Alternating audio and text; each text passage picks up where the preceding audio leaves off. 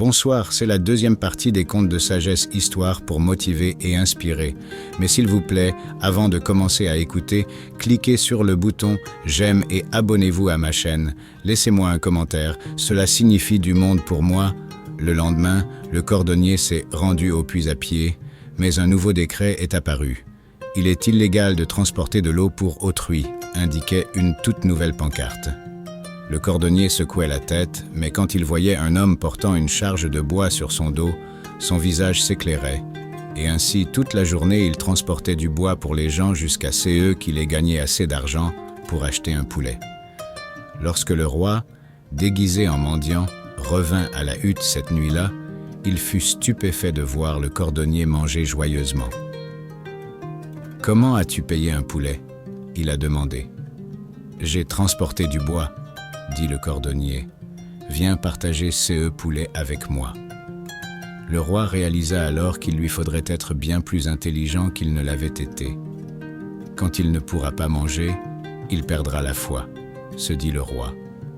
Et le lendemain matin, lorsque le cordonnier rejoignit les autres porteurs de bois, un des gardes du roi annonça « Désormais, les porteurs de bois serviront de garde du palais. Suivez-moi. » Naturellement, le cordonnier obéit aux gardes. Il resta toute la journée devant le palais, vêtu de son bel uniforme, une épée d'argent au côté. À la tombée de la nuit, le capitaine a annoncé qu'il était libre de rentrer chez lui. « Et vas-tu me payer pour que je puisse acheter mon repas du soir ?» demanda le cordonnier. « Nous vous paierons lorsque vous aurez fait vos preuves, » a déclaré le gardien.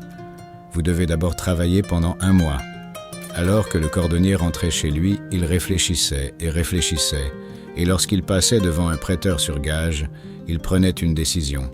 Il vendrait son épée pour assez d'argent pour les repas du mois. Lorsqu'il serait payé, il rachèterait l'épée.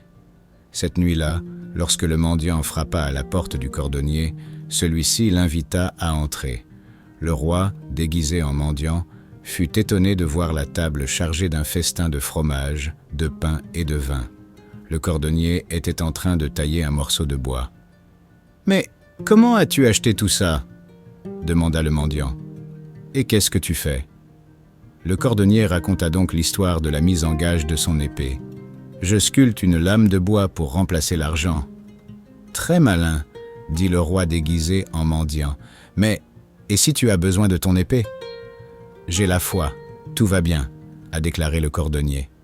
Le lendemain, alors que le cordonnier montait la garde, les soldats du roi amenèrent un voleur aux portes. « Cet homme a volé le marché, » dirent les soldats au cordonnier. « Le roi vous ordonne de lui couper la tête. » Le voleur se jeta à genoux devant le cordonnier. « S'il vous plaît, épargnez-moi, ma famille mourrait de faim, » supplia-t-il. Le cordonnier se tenait droit et réfléchissait longuement et sérieusement. S'il sortait son épée en bois, lui et le voleur seraient décapités. Finalement, il dit une prière silencieuse et regarda la foule rassemblée. Plaçant une main sur la poignée de son épée, il dit « Si cet homme est coupable, Dieu m'accorde la force de lui couper la tête. Mais s'il est innocent, que Dieu transforme la lame de mon épée en bois. » Et il retira son épée. La foule a haleté à la vue de l'épée en bois et a crié « Un miracle !» Le roi s'approcha du cordonnier et lui demanda « Sais-tu qui je suis ?» « Bien sûr, » dit le cordonnier, « tu es le roi. » Le roi secoua la tête et dit « Je suis le mendiant qui est venu à votre porte. » Puis, il raconta au cordonnier 16 tests. « Votre foi a chassé mes craintes quant à l'avenir, » a déclaré le roi, et il a annoncé que le cordonnier deviendrait son conseiller le plus fidèle.